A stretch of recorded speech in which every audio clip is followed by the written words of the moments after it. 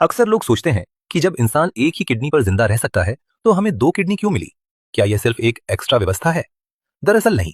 Kidney केवल एक filter नहीं बल्कि पूरे बॉडी का केमिकल कंट्रोल सेंटर है। इस पूरी प्रक्रिया की शुरुआत होती है ब्लड से। हार्ट से निकलकर ब्लड ऑर्टा के जरिए रिनल आर्टरी से किडनी तक पहुंचता है। हर किडनी के अंदर लगभग 10 लाख सूक्ष्म यूनिट्स होते हैं जिन्हें नेफ्रॉन कहा जाता है और यही असली फिल्ट्रेशन का काम करते हैं।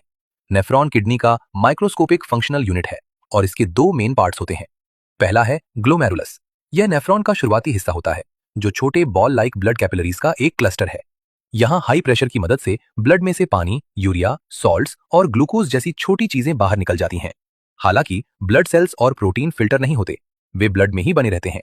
इसकी वजह यह है कि blood cells oxygen transport, immunity और क्लॉटिंग के लिए बेहद जरूरी हैं, जबकि प्रोटीन्स फ्लूइड बैलेंस, हार्मोन्स और एंजाइम्स के ट्रांसपोर्ट में अहम भूमिका निभाते हैं। यहाँ एक इंपॉर्टेंट वार्निंग भी है।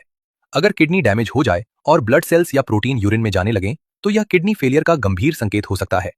दूसरा हिस्सा है ट्यूब्यूल्स। ग्लोमेरुलस के बाद आने वाला यह लंबा ट्यूब लाइक स्ट्रक्चर इतना छोटा दिखता है, लेकिन हकीकत में एक अकेले नेफ्रॉन के ट्यूब्यूल्स की कुल लंबाई लगभग 50 से 55 मिलीमीटर होती है। और जब पूरी किडनी के 10 लाख नेफ्रॉन्स के ट्यूब्यूल्स को मिला दिया जाए तो यह लंबाई लगभग 50 किलोमीटर तक पहुंच जाती है। यह सुनकर हैरानी होती है, लेकिन यही इस ऑर्गन की असली ताकत है। यह स्ट्रक्चर दो काम करता है, रीअब्जॉर्प्शन और सिक्रीशन। इस चरण में बॉडी के काम की चीजें जैसे ग्लूकोज, जरूरी सॉल्ट्स और एक्स्ट्रा पानी वापस ब्लड में भेज दिए जाते हैं। वहीं दूसरी तरफ जो चीजें बेकार या टॉक्सिक हैं उन्हें एक्टिवली यूरिन में डाल दिया जाता है। इस पूरी प्रक्रिया की रफ्तार काफी तेज होती है। हर मिनट लगभग 1 लीटर ब्लड किडनी तक पहुंचता है। नेफ्रॉन उसे फिल्टर करता है और साफ ब्लड रीनल वेन के जरिए वापस हार्ट में लौट जाता है। रही बात वेस्ट की, तो वह यूरिन के रूप में एक तय रास्ते से शरीर से बाहर निकलता है। नेफ्रॉन से निकलकर यूरिन पहले कलेक्टिंग डक्ट्स में जाता है, फिर रीनल पेल्विस में जमा होता है। उसके बाद यूरिटर से होते हुए ब्लैडर में पहुंचता है और अंत में यूरिथ्रा के रास्ते शरीर से बाहर निकल जाता है। यह प्रक्रिया 24 घंटे नॉन स्टॉप चलती है और किडनी सिर्फ फिल्टर नहीं बल्कि पूरे बॉडी का साइलेंट मैनेजर है।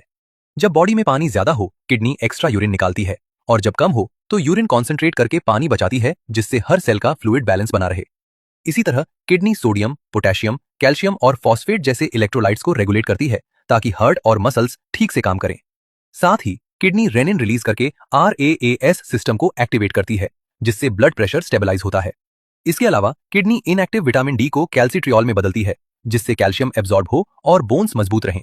और जब ऑक्सीजन कम हो तो किडनी एरिथ्रोपोएटिन EPO बनाकर बोन मैरो को नए RBC बनाने का सिग्नल देती है। इसलिए किडनी फेल होने पर सिर्फ पेशाब की समस्या नहीं बल्कि blood pressure, bones, heart rhythm और ऑक्सीजन ट्रांसपोर्ट तक प्रभावित होता है। किडनी एक ऑर्गन नहीं बल्कि पूरे बॉडी का कंप्लीट कंट्रोल सिस्टम है। जब किडनी ठीक से काम नहीं करती तो ब्लड में यूरिया और क्रिएटिनिन जैसे वेस्ट जमा होने लगते हैं, शरीर में सूजन आने लगती है, थकान बढ़ जाती है, ब्लड प्रेशर अनकंट्रोल्ड हो सकता है, सांस फूल सकती है, हड्डियां कमजोर हो सकती हैं और गंभीर स्थिति में डायलिसिस या ट्रांसप्लांट की जरूरत पड़ सकती है। इसलिए किडनी की सुरक्षा जरूरी है। पर्याप्त पानी पिएं, नमक कम लें, ब्लड प्रेशर और शुगर कंट्रोल में रखें, बिना जरूरत पेन किलर दवाइयां न लें, नियमित एक्सरसाइज करें और समय समय पर ब्लड और यूरिन टेस्ट कराते रहें। एक किडनी जीवन दे सकती है, लेकिन दो किडनी लंबे समय तक स्टेबल और हेल्दी जीवन देती हैं।